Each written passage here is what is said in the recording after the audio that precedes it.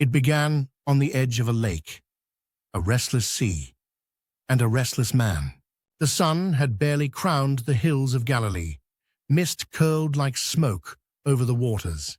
Fishermen, tired, calloused, silent, pulled in empty nets after a fruitless night. Among them was Simon, the son of Jonah. We know him now as Peter.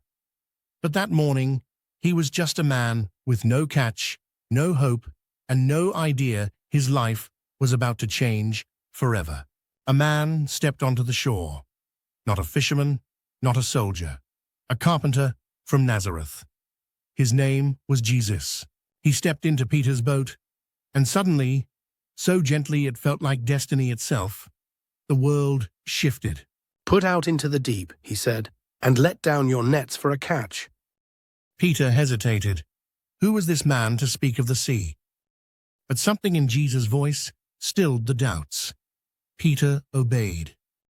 And when the nets hit the water, the sea erupted. Fish surged into the boat like living silver. The nets strained and tore. Eyes widened. Hearts pounded. Peter dropped to his knees, ashamed, overwhelmed, unworthy. "Depart from me, Lord, for I am a sinful man." But Jesus smiled. "Do not be afraid. From now on, you will fish for people." And just like that, Peter left the only life he'd ever known, to follow the one who knew him better than he knew himself. Faith is not forged in calm waters. It is tested in the storm.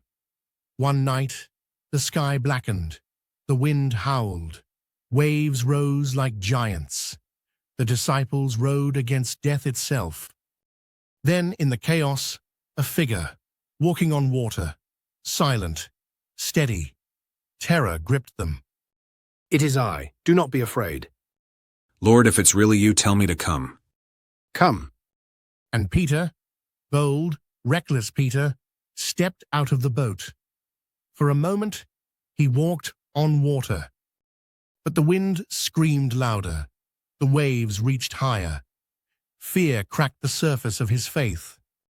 He sank. "Lord, save me."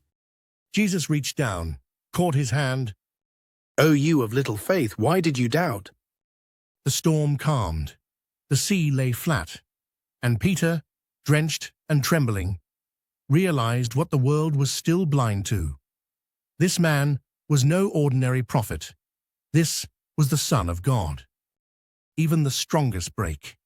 And sometimes, the loudest love is the first to falter. On the night the world turned against Jesus, Peter followed from a distance. A fire burned in the courtyard. Shadows danced on stone walls. A servant girl looked at him. "You were with him," she said. Peter shook his head. Once, twice, 3 times. "I do not know the man." And then a rooster crowed. Jesus, beaten, bloodied, looked at Peter through the crowd. Their eyes met, and Peter remembered. He ran into the night, into the dark, and wept. But the story does not end in failure. Grace was never afraid of broken things.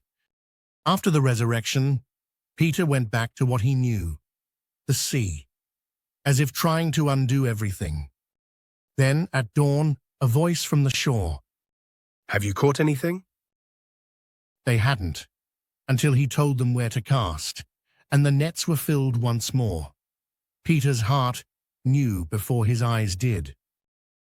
"It is the Lord." He dove into the water, swam with reckless joy. And there, on the shore, Jesus had built a fire, just like the one Peter had stood beside when he denied him. "Simon, son of Jonah, do you love me?" "Yes, Lord, you know I do." He asked again, then again, 3 times, for the 3 denials.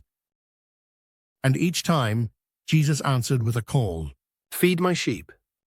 Peter had failed, yes, but Jesus had not. In the end, Jesus gave Peter a name, the Rock. Not because he was always strong, but because even when he broke, he returned. He stood before kings.